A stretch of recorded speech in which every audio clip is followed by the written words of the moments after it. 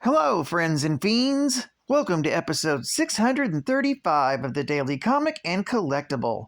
Today, the collectible of the day is the Hasbro Toys, Marvel Comics, Retro Marvel Legends, Amazing Spider-Man line, Bombastic Bagman action figure. Left without a costume, a desperate Peter Parker dons a spare Fantastic Four uniform and a brown paper bag. And so, the Bombastic Bagman was born. This 6-inch scaled Retro Series Marvel Legends figure is a unique piece to add to your Marvel collection. This 1/12 scale figure features Spider-Man in a unique costume inspired directly from the Amazing Spider-Man comic series.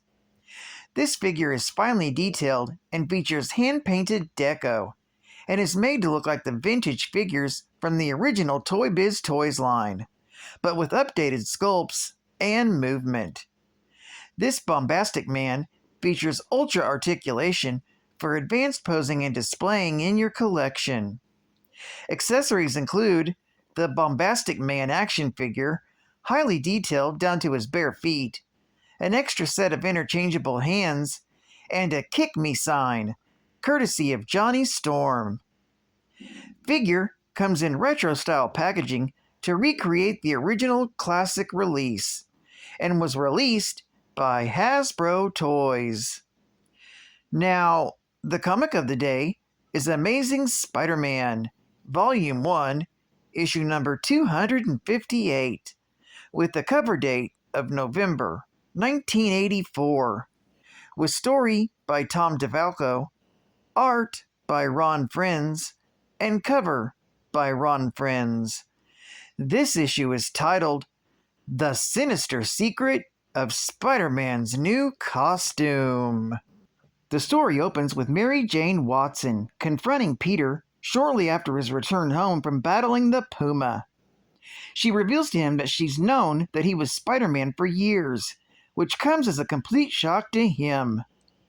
Peter tries to convince Mary Jane to stay, but she fears that he's going to lie to her again. She confides that while she cares for him, she can't just deal with the fact that he's a superhero, and that's the main reason why she left New York to begin with. As Peter scrambles to try to get Mary Jane to stay, the Black Cat comes leaping into his apartment through the window. This blows away any chance Peter had of keeping his secret identity. Seeing the Black Cat in his apartment, and realizing she knows his secret as well, Mary Jane leaves in tears. Peter calls after her to come back, but the Black Cat tells him not to worry about this other woman, as he doesn't need a bimbo like her. Peter snaps at Black Cat for entering his apartment in such a reckless fashion, jeopardizing his secret identity. The Black Cat isn't interested in dealing with her lover's emotional outbursts and begins to leave. Peter doesn't want her to go and is surprised when his costume, currently in street clothing form, shoots webbing at her. While he tries to make sense of this, the Black Cat embraces him, realizing that he does care about her. As she hugs him, Peter is more concerned about his costume and how little he knows about it. Meanwhile, in Hartsdale, New Mexico, Thomas Fireheart returns to his office at Fireheart Enterprises, where he asks his secretary, Jenna Taylor, to assemble a dossier on Spider-Man, so that he can prepare for his final conflict with him. Back in New York, Peter boards up the window that was broken previously during his battle with Puma. He decides to try and call Mary Jane, but she doesn't answer. She's busy packing up her things, but when she comes across a photo of her sister and her kids, Mary Jane realizes that she's running from Peter, the same way she ran away from her sister. She wonders why she runs away from all the people she cares for. Giving up on reaching Mary Jane, Peter wheels the costume off his body and sits down. He thinks about everything that's been going on in his life and wonders how things begin spiraling out of control. Peter relaxes in a chair, and no sooner is he asleep than his costume crosses the room, bonds to him, and takes the still unconscious wall crawler out web-slinging. While Peter's asleep, he has a nightmare. where he's a teenaged version of himself being stalked by his black costume. In the dreamscape, he's rescued by his original red and blue costume. As the two costumes fight over each other, Peter tries to flee, but the two garments go after him. As they fight over Peter, he wakes up screaming. Peter finds himself back in bed, unaware that his costume took him out while he was asleep. Disturbed by his dream, Peter decides to finally take his new costume to be examined by Reed Richards of the Fantastic Four. Later that day, Spider-Man pays a visit to the Baxter Building, where he's granted access by the security systems. There, he finds the Human Torch and Mr. Fantastic in the lab. He tells them that he's come to take Reed up on his offer to examine his new costume. Spider-Man then undergoes a battery of tests to determine how the costume can shoot webs, meld itself over his body, and camouflage itself as normal clothing. While this is going on, the villainous Rose is entertaining the Hobgoblin at his penthouse apartment. However, before he listens to the Hobgoblin's proposal, he is determined to prove that this is really the Hobgoblin, as he had heard that he had been killed. Guards, summoned by the Rose, attack the Hobgoblin, who takes them all down within a few seconds. Convinced that he is dealing with the genuine article, the Rose listens to the Hobgoblin's proposal that they pool their resources together in order to rival the Kingpin. To start their campaign, they will destroy Spider-Man once and for all. Back at the Baxter Building, Spider-Man and the Human Torch reminisce over their experiences on Battleworld, while they wait for Reed to finish his examination of the costume. Mr. Fantastic soon enters and tells Spider-Man the shocking truth about his costume. It's a living, symbiotic creature that is attempting to bond to him permanently. Panicked, Spider-Man tries to remove the costume, but it fights back. Having determined that the costume is sensitive to loud noises, Mr. Fantastic uses a sonic blaster to force the costume off Spider-Man. The Human Torch then contains the creature in a circle of flame to hold it in place, and Mr. Fantastic traps it in a containment device. With his costume removed, Peter covers his face, reminding the two members of the Fantastic Four that he has a secret identity to maintain. The Torch has a solution to the problem and gets Spider-Man one of his old Fantastic Four costumes and a paper bag to wear over his face as a crude mask.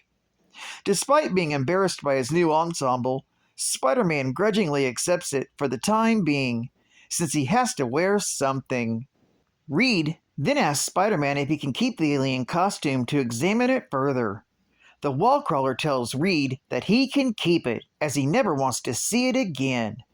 After the Human Torch drops Spider-Man outside of the Baxter Building, the Wallcrawler makes his trek back home. However, along the way, he happens upon a liquor store robbery that has been interrupted by the police. Spider-Man swings in and easily trounces the crooks.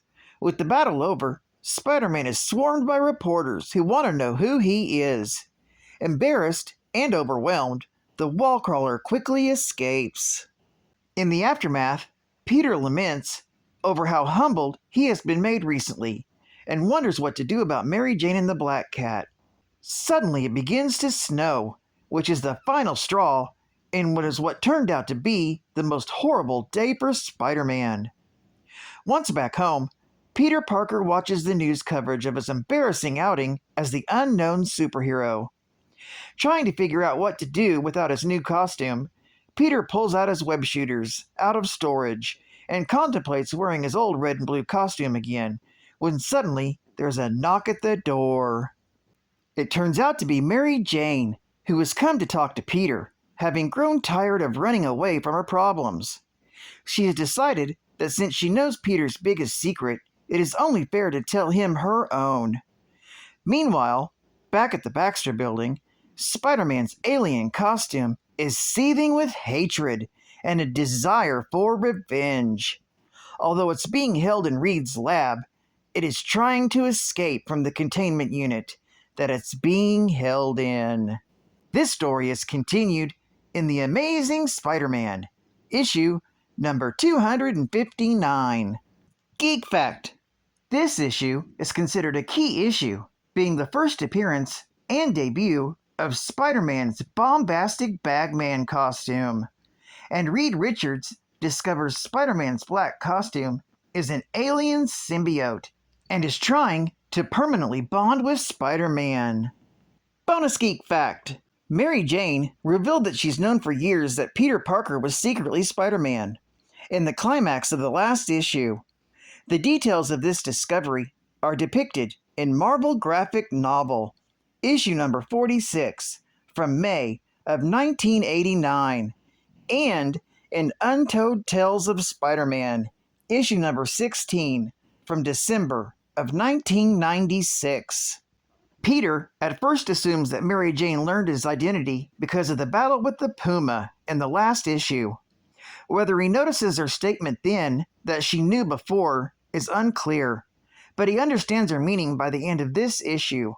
State-of-the-art gaming. Star Wars. The arcade game comes home. Coming this June, Star Wars, the arcade game that blew its way to the top of the charts, is coming home. TIE fighters, fireballs, catwalks, they're all there in 3 of the hottest action screens in any galaxy. There's only one Star Wars, the arcade game. For the Atari 2600, 5200, Atari home computers, ColecoVision, and the Commodore 64. Only from Parker Brothers. And final Geek Fact: when Peter is lamenting over his recent problems, he envisions a number of people involved in his life recently. His Aunt May is upset with him because he decided to quit grad school. He told her this in Amazing Spider-Man, issue number 253, from June of '84. Joe Robertson has been giving Peter a hard time at work since taking over the editor-in-chief position at the Daily Bugle. In Amazing Spider-Man, issue number 251, from April of '84, which is also when the Hobgoblin apparently died. The Black Cat had been hiding the fact that she got superpowers from the Kingpin in Peter Parker, the Spectacular Spider-Man, issue number 89, from April of '84. And he's worried about Jack-O-Lantern, who he recently battled in Amazing Spider-Man, issue number 254, from June of '84. Although the Hobgoblin proves he didn't die in Amazing Spider-Man, issue number 251, it's later revealed in Web of Spider-Man, issue number 30, from September of '87, and Spider-Man, Hobgoblin Lives, issue number 3, from March of 1997. The Hobgoblin featured in this issue is Ned Leeds, brainwashed by Roderick Kingsley into believing that he was the original Hobgoblin. Well, I'd like to thank you for joining me for another Daily Comic and Collectible, and I hope to see you again Friday. This is Catman Comics Man, and I'll catch you on the flip, baby. Over and out.